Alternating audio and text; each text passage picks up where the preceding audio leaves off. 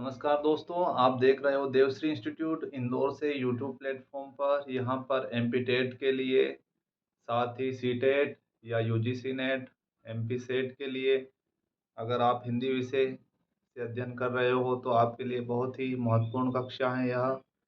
हम पढ़ने वाले हैं आज भक्ति काल के बारे में। भक्ति काल में हम संत काव्य के बारे में पढ़ रहे थे, जो कि आज जो बाकी जो बचा हमारा टॉपिक उसको हम आगे पढ़ने वाले हैं। तो हम पढ़ रहे हैं परशुराम चतुर्वेदी के अनुसार जो संत के बारे में क्या कहा गया है या संत किसे कहते हैं, ये हम पढ़ रहे थे। संत यानी कि जो शांत है, जो सज्जन है, उसी को संत कहते हैं। अब जो परशुराम चतुर्वेदी जी ने संत को क्या कहा, क्या कहकर परिभाषित किया है, ये हम पढ़ने वाले हैं। तो परशुराम चतुर्वेदी के अनुसार, परशुराम चतुर्वेदी के अनुसार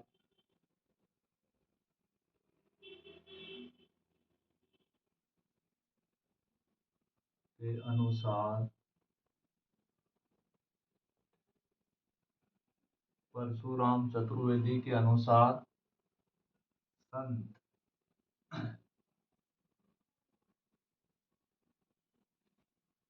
संत यानी कि सत्यता,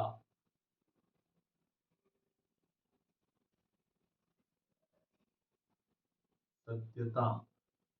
संत का तात्पर्य, संत का तात्पर्य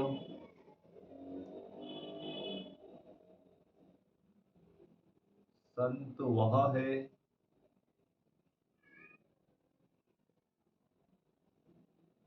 जो शांत है, जो शांत है।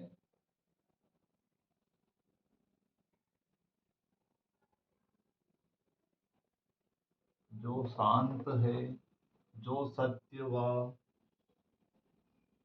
जो सत्य व जो सत्य व असत्य के असत्य के मध्य, असत्य सत्य व असत्य के मध्य तुलना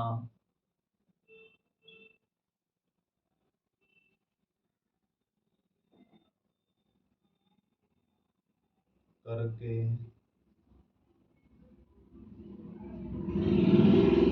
सत्य को समाज तक पहुंचाता है, पहुंचाता है।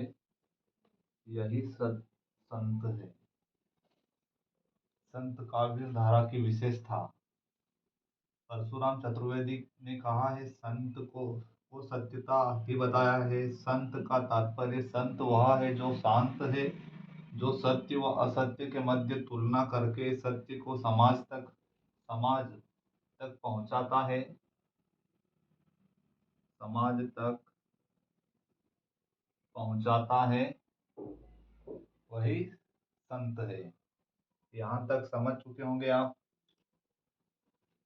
अब आगे हम पढ़ने वाले हैं संत काव्यधारा की विशेषता।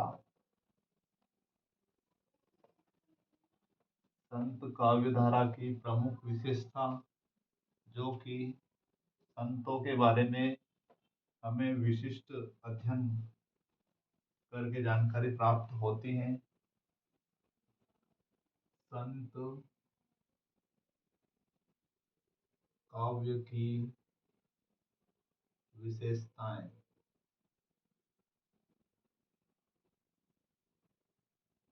संत काव्य की विशेषताएं।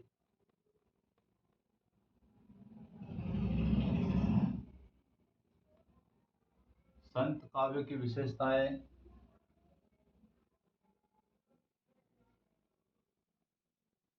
धार्मिक कर्मकांड, कर्मकांड कर्मकांड व पाखंड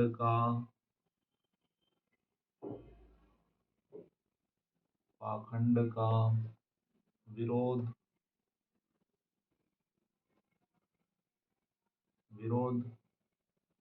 संतों ने धार्मिक कर्मकांड व पाखंडता का सदैव विरोध ही किया है। साथ ही अगले जो विशेषता है संतों की, जातिवाद व वर्गवाद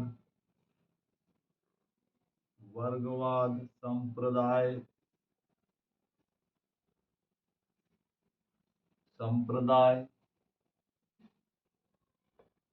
से दूर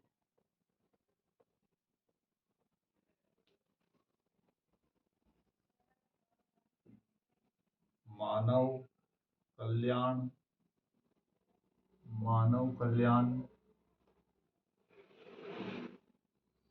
की प्रेरणा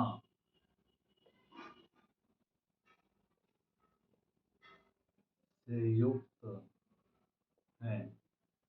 जो संत है वो जातिवाद व वर्गवाद संप्रदाय से दूर हैं तथा मानव कल्याण की प्रेरणा से युक्त है। साथ ही जो संत है शास्त्रीयता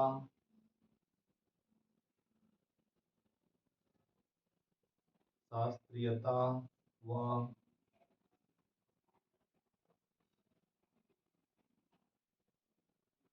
रूढ़िवादिता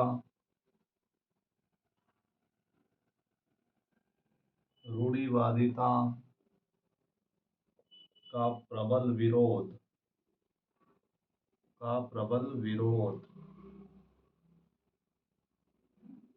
करते हैं। साथ ही सामाजिक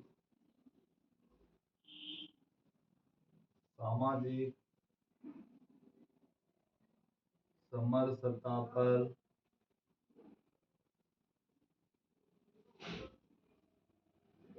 विशेष सामाजिक समरसता पर बल कर लोगे सामाजिक समरसता पर बल देते हैं। साथ ही संतों के काव्य में दोहा छंद साथ ही शांत रस देखने को मिलता है। शांत रस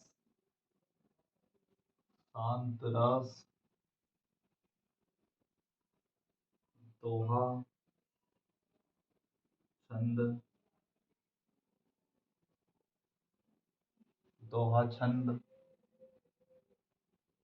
का प्रयोग आदि जो संत काव्य की विशेषता है, जो कि धार्मिक कर्मकांड व पाखंड का विरोध करते हैं। संत जातिवाद व वर्गवाद संप्रदाय से दूर मानव कल्याण की प्रेरणा से युक्त हैं। साथ ही शास्त्रीयता व रूढ़िवादिता का प्रबल विरोध किया है। संतों ने सामाजिक समरसता पर बल दिया है। शांत रस और दोहा छंद का प्रयोग किया है अपने काव्यों में। यानी कि धार्मिक कर्मकांड व पाखंड का विरोध, जो धार्मिक कर्मकांड है, जो पाखंड है, जो समाज में जो पाखंड था उसका घोर विरोध किया है संतों ने, तथा जो जातिवाद फैला हुआ है समाज के अंदर उसका, और वर्गवाद का संप्रदाय से दूर मानव कल्याण की प्रेरणा से युक्त होकर उन्होंने काव्य या रचनाएं की हैं। शास्त्रीयता व रूढ़िवादिता पर का प्रबल विरोध, यानी कि जो परंपरा सदैव जो चली आती है, जो रूढ़िवादिता है, जो शास्त्रीयता है, उसका प्रबल विरोध किया है। साथ ही सामाजिक समरसता पर विशेष बल दिया है। शांत रस से इनके काव्यों में तथा दोहा छंद का प्रयोग किया है। अब आगे संत कवि की रचनाएं, संत कवियों की रचनाएं के बारे में हम पढ़ने वाले हैं। प्रमुख संत जो कबीरदास है, जो कि किसी भी जाति धर्म से मतलब अलग हटकर उन्होंने कविताएं की हैं, काव्य रचनाएं की हैं, जो कि बहुत ही प्रसिद्ध कवि हैं कबीरदास संतों के। उनके बारे में भी हम पढ़ने वाले हैं। संत कवियों की रचनाएं, इंक कम है शायद इसमें।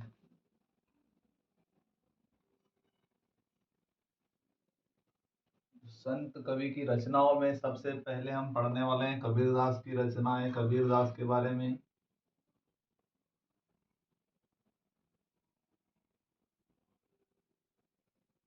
संत कवि व उनकी रचनाएं।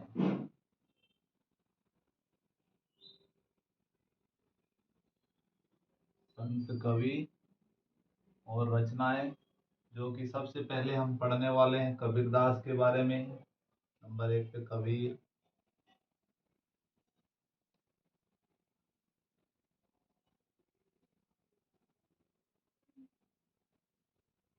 कबीरदास जी के बारे में हम पढ़ने वाले हैं। कबीरदास जी का सामान्य परिचय। सामान्य परिचय।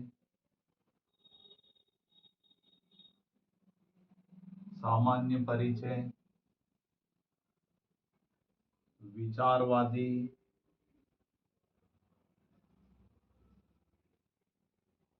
विचारवादी, साथ ही उपदेशात्मक शैली।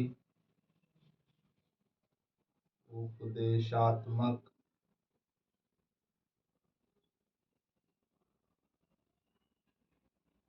उपदेशात्मक शैली।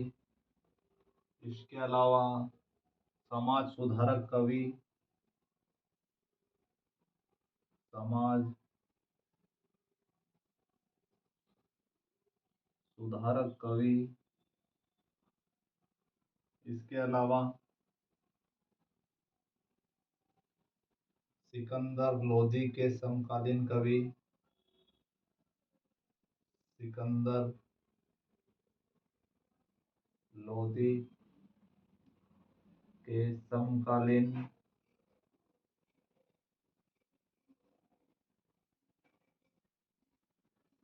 सिकंदर लोधी के समकालीन।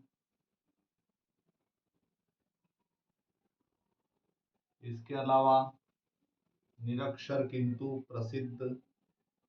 निरक्षर यानी कि पढ़े लिखे नहीं थे कबीरदास जी। निरक्षर किंतु प्रसिद्ध कवि।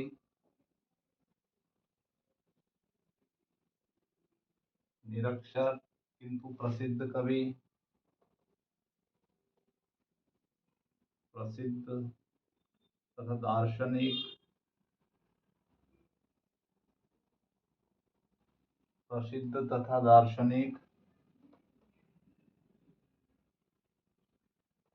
प्रसिद्ध तथा दार्शनिक। संत महात्मा।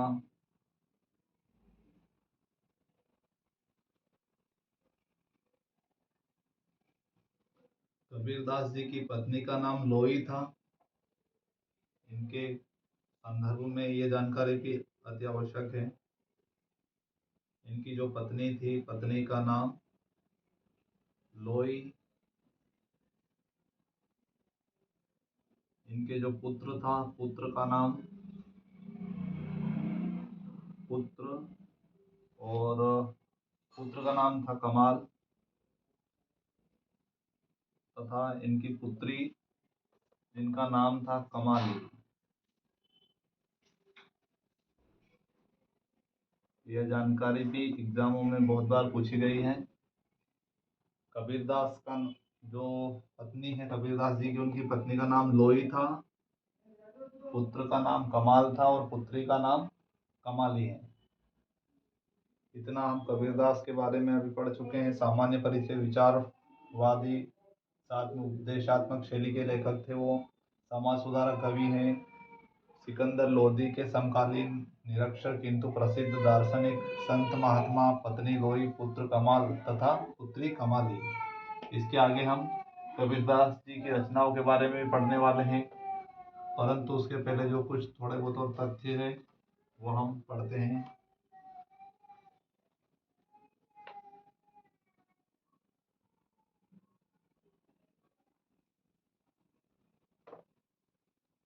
कबीरदास जी की रचनाओं का जो संकलन है वह बीजक के अंदर मिलता है। बीजक एक काव्य संग्रह है जिसके रचनाकार संग्रहणकर्ता धर्मदास है, जो कबीरदास के शिष्य थे।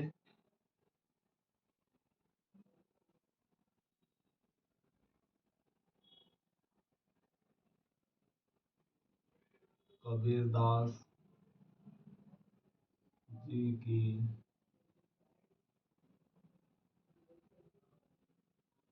रचनाओं का संग्रह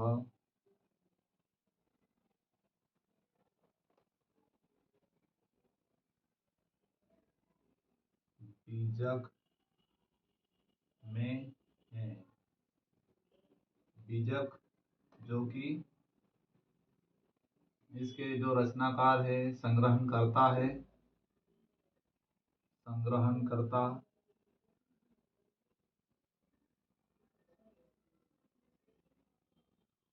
संग्रहणकर्ता धर्मदास है।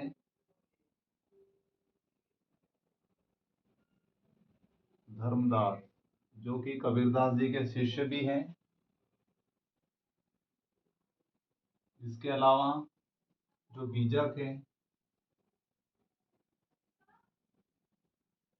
बीजक के अंतर्गत इनकी रचनाएं हैं शबद,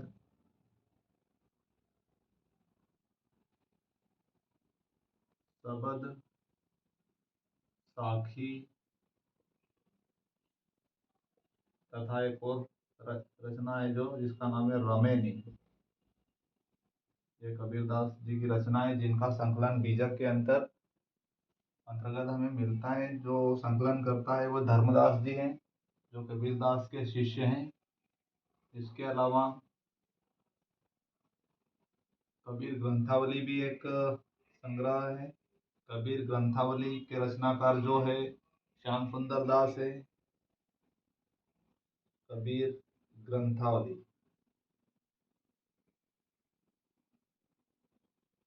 कबीर ग्रंथावली, इसके जो रचनाकार है श्याम सुंदर दास। श्याम श्याम सुंदर दास।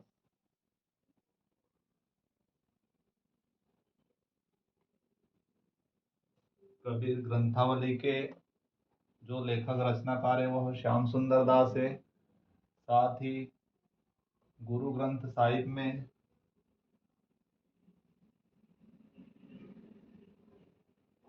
गुरु ग्रंथ साहिब में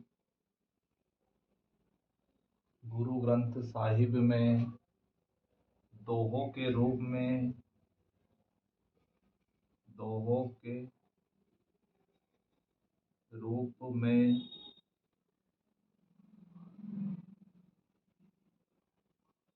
शामिल।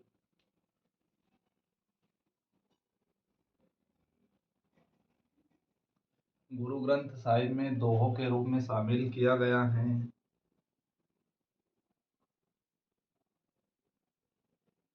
किया गया है। कबीरदास जी की रचनाओं का संग्रह बीजक में है। संग्रहणकर्ता धर्मदास। साथ जो बीजक है, साथ ही बीजक के अंतर्गत शबद, साखी और रमेनी, शबद, साखी, रमेनी नाम से इनकी रचनाएं हैं। कबीर ग्रंथावली श्याम सुंदर दास के द्वारा लिखी गई। इसके लेखनकर्ता श्याम सुंदर दास है। साथ ही गुरु ग्रंथ साहिब में दोहों के रूप में शामिल किया गया है। इसके अलावा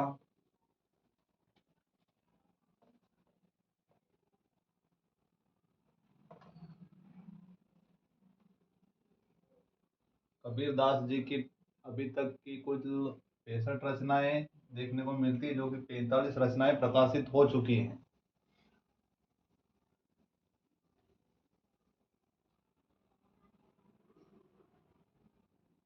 कबीरदास जी की कुल 65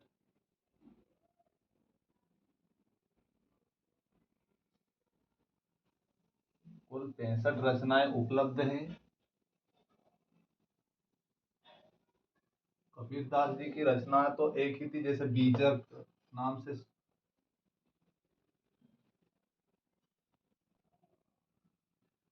कबीरदास जी के बारे में कुल 65 रचनाएं उपलब्ध हैं।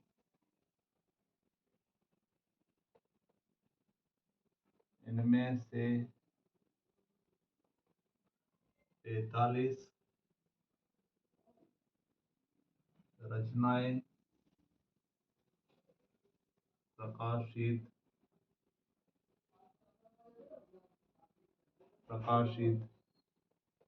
हो चुकी हैं। 43 रचनाएं प्रकाशित हो चुकी हैं। साथ ही कबीर के जो गुरु हैं वह रामानंद है।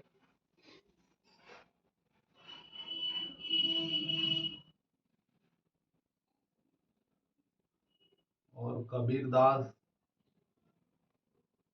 जी की मृत्यु के पश्चात कबीरदास जी की मृत्यु के पश्चात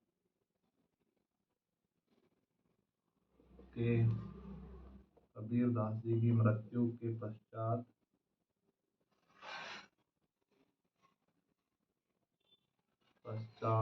जो इनकी गद्दी है, इनकी गद्दी को इनकी जो लेखन की जो पद्धति थी उसको इनके शिष्य धर्मदास ने संभाला है। गद्दी को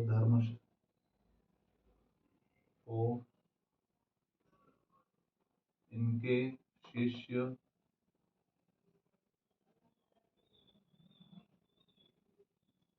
धर्मदास ने संभाला।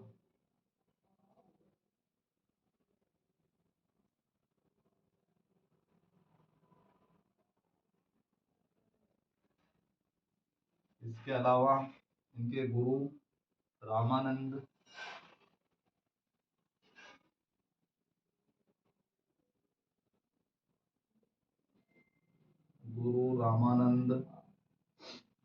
गुरु रामानंद से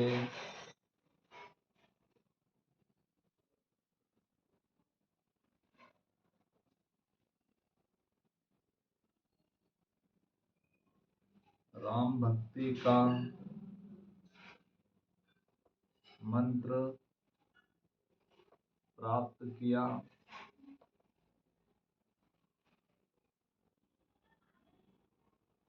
साथ ही जो कबीरदास के राम है वो रघुनाथ नहीं है। कबीर के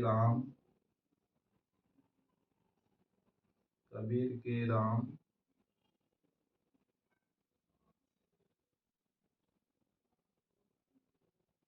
रघुनाथ नहीं है। कबीर के राम रघुनाथ नहीं है, बल्कि निर्गुण ईश्वर है।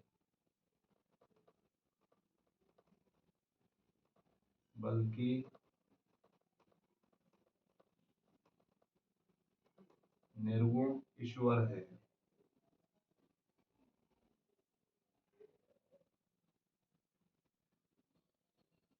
क्योंकि जो कबीरदास थे वह निर्गुण काव्य धारा के कवि हैं। कुल 65 रचनाएं उपलब्ध है इनके बारे में। इनमें से 45 रचनाएं प्रकाशित हो चुकी हैं। कबीरदास जी की मृत्यु के पश्चात इनकी गद्दी को इनके शिष्य धर्मदास ने संभाला। गुरु रामानंद से राम भक्ति का मंत्र प्राप्त किया। कबीर के राम रघुनाथ नहीं है, बल्कि निर्गुण ईश्वर है। इन्होंने मूर्ति पूजा पर विश्वास नहीं किया है। साथ ही कबीरदास के बहुत सारे दोहे हैं जिनके बारे में हम कल की कक्षा में पढ़ने वाले हैं, जो कि बहुत ही प्रसिद्ध दोहे हैं। आज की कक्षा में इतना ही, क्योंकि अब समय भी हो चुका है, इसलिए अगली कक्षा में हम कबीरदास जी के दोहे पढ़ेंगे। धन्यवाद।